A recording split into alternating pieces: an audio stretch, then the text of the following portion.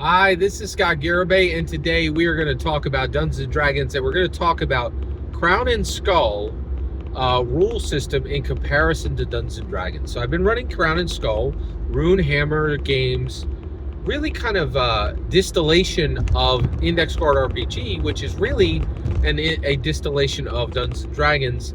I believe Crown and Skull, Runehammer games, Crown and Skull, is really the best way to understand it is the D&D killer that arrived and was never acknowledged by the OSR or the Indie. And the OSR and the Indie continue to raise up these complete garbage games that are never going to defeat Dungeons and Dragons, do not have better rules, do not have better art, right?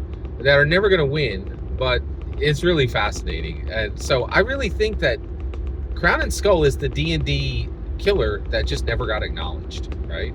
And what I wanted to talk about was Crown and Skull has no attributes. It does not have strength, dex, con. It does not have, strength, dex, con. It does not have int, whiz, cha, right? It has no attributes. Now, the way they deal with this is you get 10 skills, and your skills are hyper-focused on what your character actually does, right? Whereas in Dungeons & Dragons, you could give a hearty attempt at almost anything, and if your attribute scores are high enough, you're going to succeed, right? But what's really fascinating is the way Crown and Skull does it is you don't have any attribute bonuses, and then you feel the pain of not having, like one of my my Dragon Masters, the running a player character, did not have swimming, right? And was terrified by a flood, right? Whereas in Dungeons and Dragons, you got a +4 in your, in your strength. You're going to have a good chance of doing it. Here, every missing skill is felt, is powerfully felt. Like, I need this skill to do this thing, right? And the skills you have, you rock at, and you could really jack those skills up quickly, right, to the max of 18. And in this game, you roll under your skill number. So if you have a 16 in a skill, you just need to roll 16 or under to make it succeed. And so this is a huge difference in Crown and Skull. There's no attributes, and I will tell you right now, it is incredible, right? So what does it do? Not only does it make skills way more important, right? It makes skills matter, right? But in addition to that, it speeds the game, right?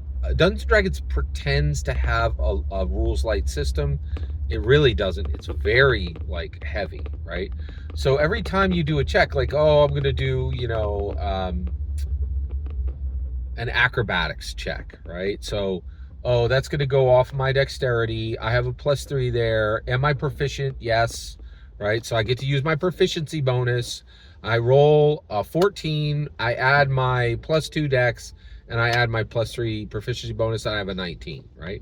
Whereas this is just so much faster. It's like, okay, I'm going to roll, so a skill in Crown and Skull would be survival, right? I'm out in the woods, I need to survive, and so I'm going to roll survival. I have a 12 in survival. If I roll 12 or below, it succeeds. You don't have to go and find the corresponding attribute. You don't have to worry about proficiency bonuses. And all of this, every single roll, you realize there's this intellectual tax in Dungeons & Dragons. There's this very real tax of, I need to, determine what attribute, I need to determine if I have this proficiency bonus.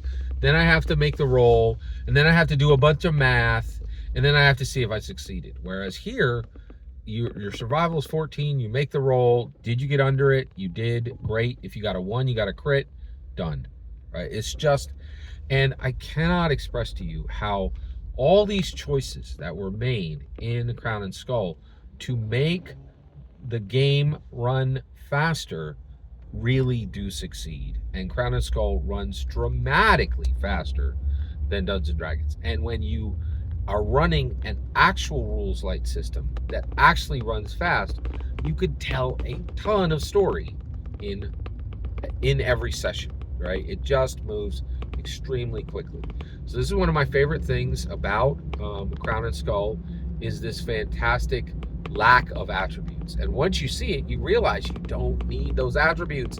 And in Dungeons & Dragons, not only are the pluses confusing, but there's another number there on the attribute which serves no purpose but to confuse people, right? And again, the confusion is just thrown away in Crown and Skull, right? And that's incredible. Every single word you just heard is my opinion on no attributes in Crown and Skull. The important part is when I get to hear your humble opinion on no attributes in Crown and Skull. Please consider liking, subscribing, and have a fetch millennium.